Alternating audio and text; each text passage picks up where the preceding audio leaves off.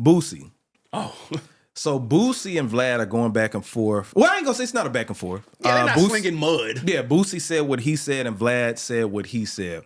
So in this situation, Boosie pretty much said that he's not going to be on Vlad anymore. He's doing his own thing because of the money. He wanted a rate increase. He wanted a rate increase by 10,000 more. Now Vlad actually got into specifics, chart data, spreadsheet. It felt like we were sitting with him and his accountant going over everything. Facts. But Vlad pretty much said Boosie was getting $25K per interview, which is nuts. And that he would make about $35K per interview. So Boosie would get 25 and Vlad would get 10. Vlad would get 10, yes. So actually, that was it. Yeah. So, but he was getting paid 25. Yeah, you're right. Yeah. So with that being said, like Vlad went into detail with that, and then I was like, damn, $25K per interview. Yeah, and then Boosie what kicked it off was he asked for a $10,000 raise, exactly, but then settled on a $5,000 raise.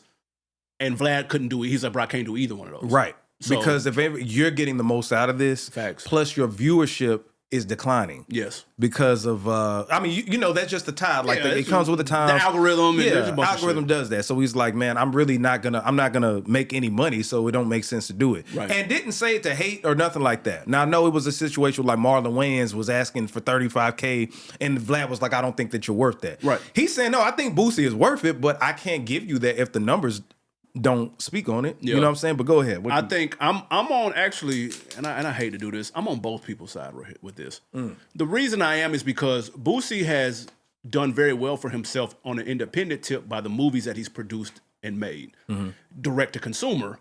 So he has a little bit of experience with making video content and selling it to his fan base. Right.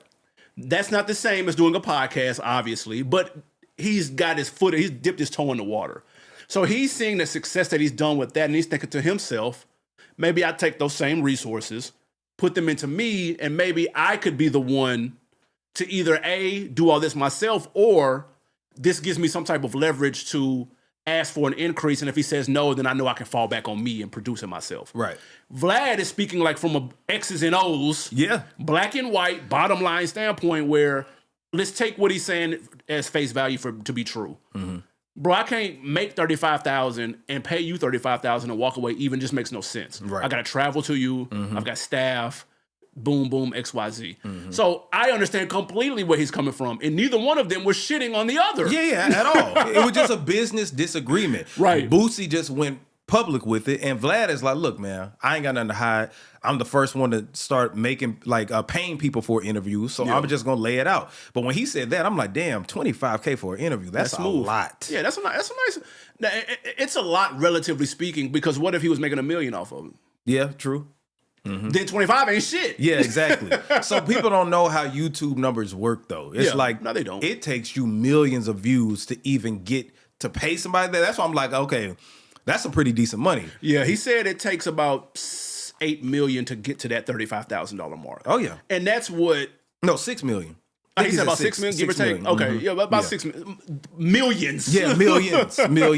So everybody, you know, when you looking at it, now this is the thing, people were just like, so these podcasters be faking about their money. No, some of the money comes from the viewership. The other shit comes from stake that you have with people, sponsorships, endorsements. You know, when you get tired of watching these videos, and then an advertisement, not from YouTube, but an advertisement, an advertisement comes in and be like, J Red's new album 1-3 is on the way. Yeah, shameless plug. But you know what I'm saying? So that is what happens, because J Red could have paid CJ to actually talk about it on Culturalist Theory, whatever the case may be. Yeah. So that's a lot where the bag comes from too.